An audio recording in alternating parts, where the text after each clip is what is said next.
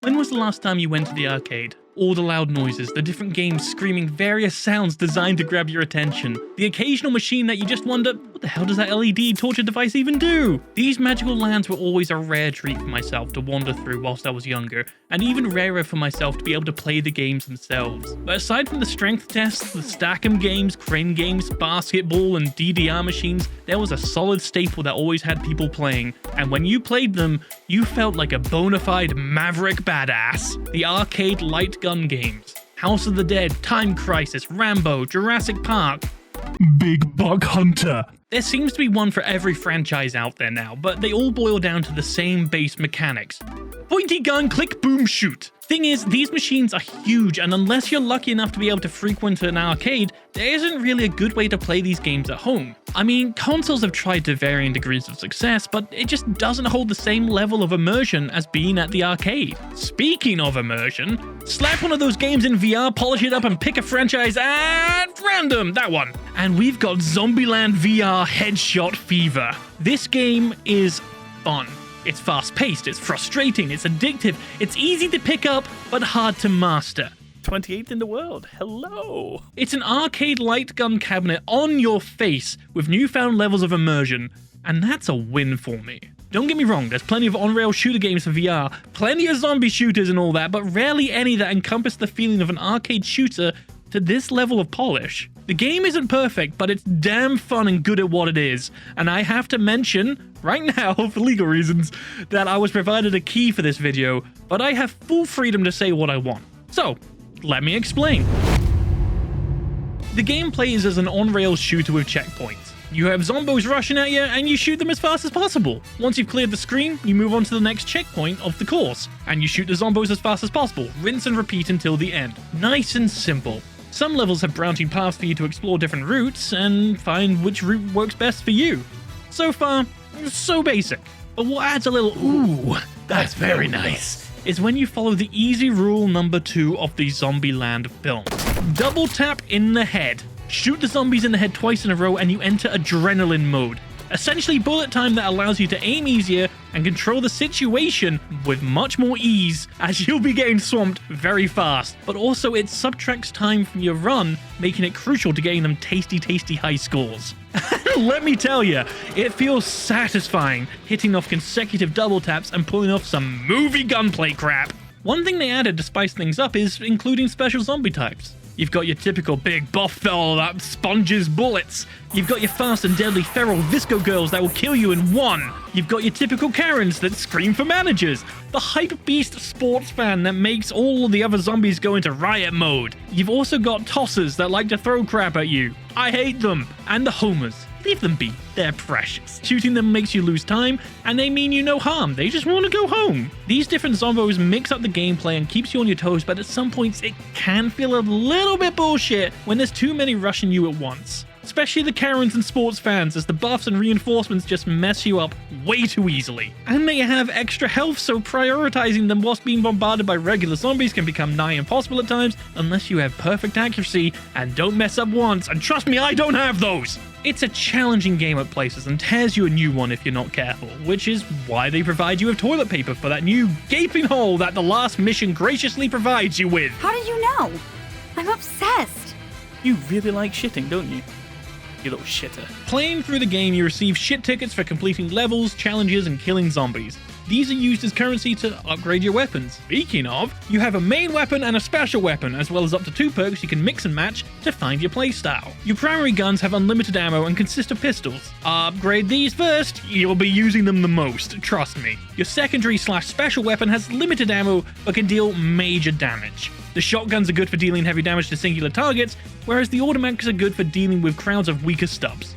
Upgrade your stuff to get more ammo count, damage, and better handling, and make your killing escapades that much more efficient. The perks also provide various, well, perks.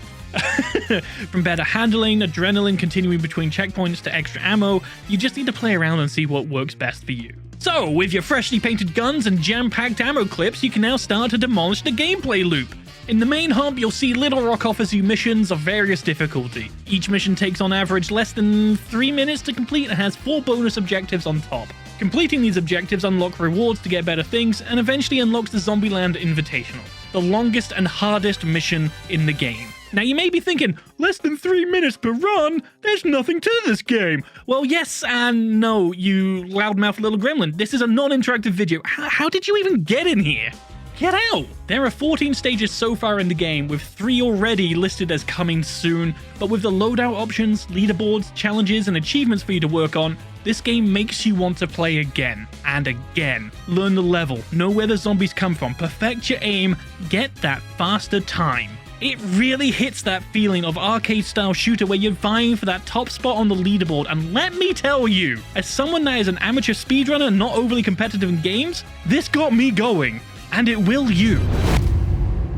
Let's start with what a lot of people seem to base games quality on now. The graphics! Look at the pretty graphics! The game has overall good presentation, running with a stylized look that doesn't make you feel as conflicted shooting a zombie's face off at 50 paces and thinking, I could have done that better. A more simplistic visual choice lends well to the arcade feel and accentuates the other elements such as hitting that sweet adrenaline time. The character models are a little bit hit or miss for the main gang from the film. Columbus just feels off for some reason. The original actors also voiced the characters in the game, which is a really nice touch. All aside from Woody Harrelson's Tallahassee, who was voiced by his brother, so more or less the same thing, right? Well, shit in my coffee and cook me breakfast. You have a very unhealthy diet. But there are occasions when the lip sync just broke for me, and it was kind of unsettling. The Zombieland Invitational. It's the fastest, most punishing zombie killing race sport ever invented. And you are going to be the champion. I was listening to what you were saying, and I was watching the mouth, and I think my brain lagged. I'm gonna go shoot things now? Speaking on the characters, the game seems to have boiled down the characters' personalities quite a bit. I spent one spring break slinging drinks in Pensacola. Learned everything I've needed to survive this zombie apocalypse. Savages. Well, I mean, it is Florida. Mainly for the passing quips as you go through the game, and it's fine and all, but Wichita seems to have been distilled down to just unlikable asshat. Oh, fucking fuck, really? You'd think I'd get used to you, but no. Huh? She was like that in the film, but had a softer side and was all about protecting Little Rock and put on a tough facade. In this, she is just intolerable through and through. But to the other end of the spectrum now, let's talk about the sound. The music is great, it hypes you up with a clean background rock vibe. And on top of that, the sound effects have a good punch to them, with zombies' heads popping and other such things. The gun sounds could have been a bit chunkier, but the guitars screech. Oh, the guitar screech when you enter adrenaline just, it really feels satisfying to pull it off. The audio side of things may not be too extensive, but it does its job well, and it helps tell the audio. There's not really much to cover here. You've been contacted by Jesse using his Facebook hacking skills to contact you in your safe room you've been hiding in for years at this point under a mansion somewhere. He walks you through the tutorial, which ends up with you just clearing out the mansion for the film crew to arrive, and they just start squatting like proper Slavs. They mentioned the old owner of the mansion created a zombie-killing time trial extreme sport called the Zombieland Invitational that they are here to compete in and win. Little Rock gets a little bit too excited by a new person and takes it upon herself to train you up to take it on. Bada bing, bada boom, now you're all caught up. Play through the missions to get a bit of lore about your character's previous life, and that's it. The game doesn't really need too much story, it's just enough to set you up to be able to go through the courses, to give that a little bit of je ne sais quoi. I don't even know what that means. It's just a fancy sounding word. The story does its purpose.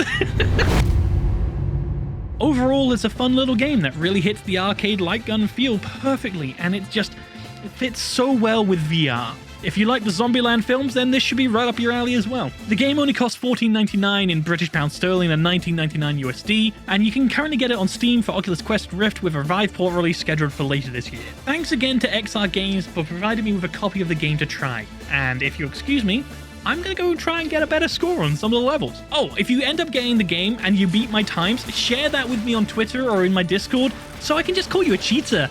You're not better than me. What did I get? What did I get? Oh, no. So close. This video was supported by our lovely patrons who are on screen right now. Thank you so much for the support. Like, no, really.